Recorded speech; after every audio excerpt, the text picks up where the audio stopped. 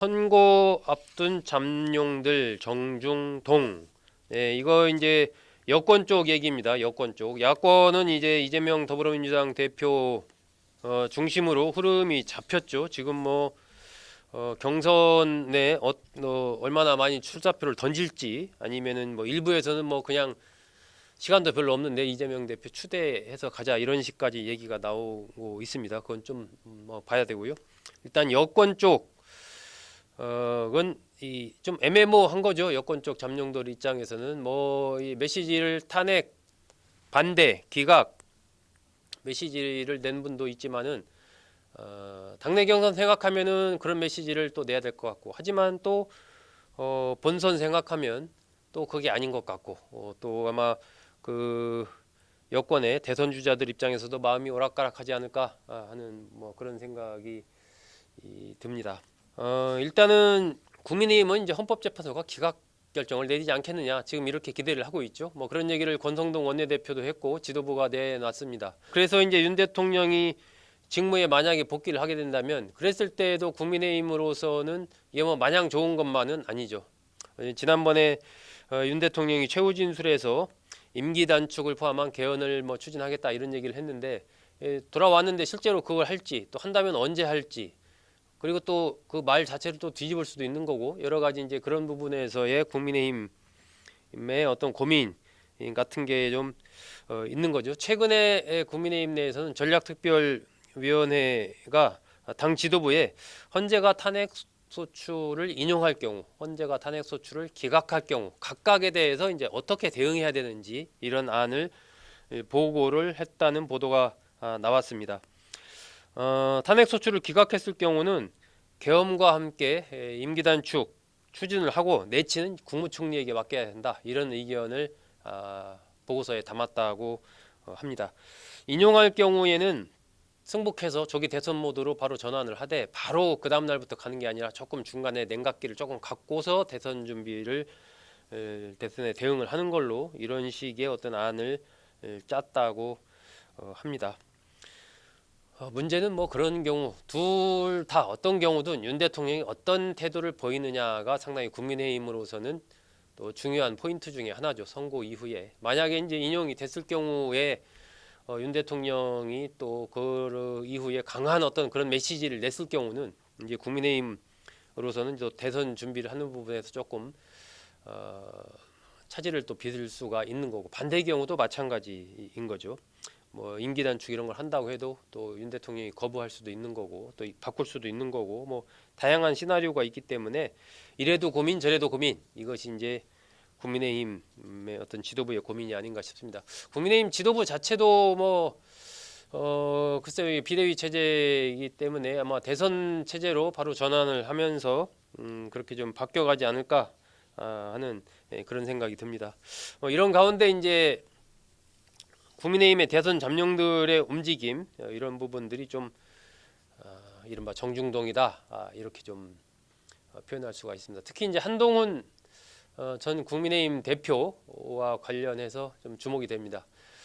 헌재가 윤 대통령 탄핵 심판 선고 기일을 지정한 이후에 한동훈 전 대표가 특별한 어떤 자신의 입장을 내지 않고 있습니다. 과거 같으면 이제 뭐 여러 가지 어떤 현안이 있을 때 바로바로 입장을 냈지 않습니까? 윤 대통령이 계엄했을 때도 그렇고 어떤 국면마다 바로바로 이제 입장을 냈었는데, 이번에는 특별히 입장을 밝히고 있지 않습니다. 그래서 이게 이제 뭐 주변 한 전 대표의 주변 사람들은 지난달 16일인가요?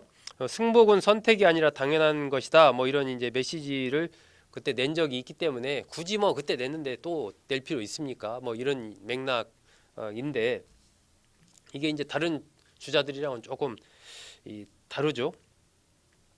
다른 주자들은 입장을 좀 내고 있습니다. 김문수 고용노동부 장관은 탄핵 각하 직무 복귀를 간절히 원한다, 뭐 이런 메시지를 냈고, 홍준표 대구시장도 탄핵 기각을 예측한다, 이런 얘기를 냈고요.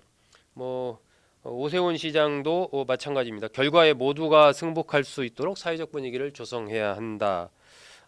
그리고 뭐 안철수 의원이나 유승민 전 의원은 어떤 결정이 내리더라도 반드시 존중해야 된다.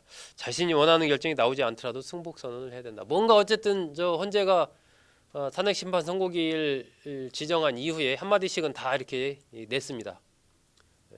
한동훈 전 대표 만 내지 않은 거죠.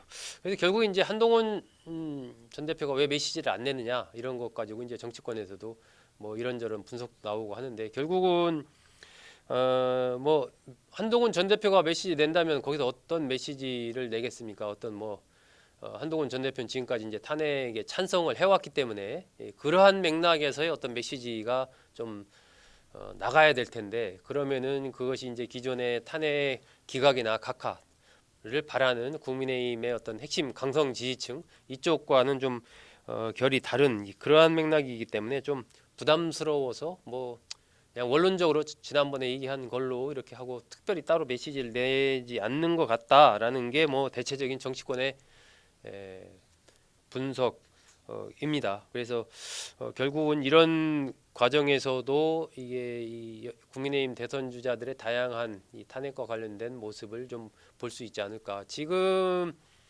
오세훈 시장은 지난번에 찬성하는 걸로 했다가 입장을 조금 반대하는 그런 뉘앙스로 입장을 조금 바꿨죠. 안철수 의원이나 유승민 전 의원은 뭐 탄핵에 찬성한다라는 그러한 맥락을 밝힌 바가 있습니다. 그러니까 이런 부분에서도 이 안철수, 유승민, 또 홍준표, 김문수, 한동훈 전 대표가 약간 그 거기에서 좀 중간에서 정확한 명확한 스탠스를 취하기가 이 사안의 경우 좀 쉽지 않다고 판단을 하고, 아마 선고가 나온 직후에 입장을 내지 않을까, 그렇게 좀 예상이 됩니다. AI 연구원들이랑 만나기로 한 일정, 그것도 4월 4일 이후로 일단 미뤄놨죠. 오세훈 서울시장 같은 경우도 지난번에 책 냈지 않습니까? 다시 성장이다 해가지고 책을 내서 좀 광고도 하고 막 그랬었는데, 이 어떤 북 콘서트 일정 같은 거 아직 안 잡고 있습니다. 이것도 일단은 아마 내일 선고를 보고 나서 그 결과에 따라서 여러 가지 좀 구상을 하지 않을까, 그렇게 좀 예상이 됩니다. 오세훈 시장이나 뭐 홍준표 시장 같은 경우는 또 지자체장의 직을 사퇴하고 뛰어들 거냐 말 거냐 뭐 이런 이제 고민을 이제 본격적으로 내일 결과를 보고 나서 만약에 인용이 된다면 그러한 고민을 또 해야 되겠죠. 그것도 아마 홍준표 시장이나 오세훈 시장으로서는 굉장히 중요한 결정이기 때문에 이미 여러 가지 따져보는 그러한 상황이지 않을까 싶습니다. 지난번에 홍준표 시장은 뭐 뛰어들 것처럼 얘기를 이미 냈고, 아마 오세훈 시장도 그런 과정을 밟지 않을까, 그렇게 좀 예상이 됩니다.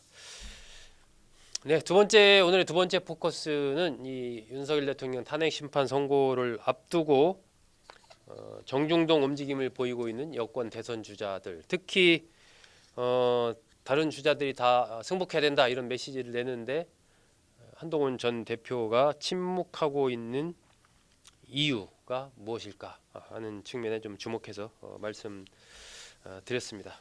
여러분 구독, 좋아요 꼭 눌러주시기 바랍니다. 오늘 잘 들어주셔서 고맙습니다.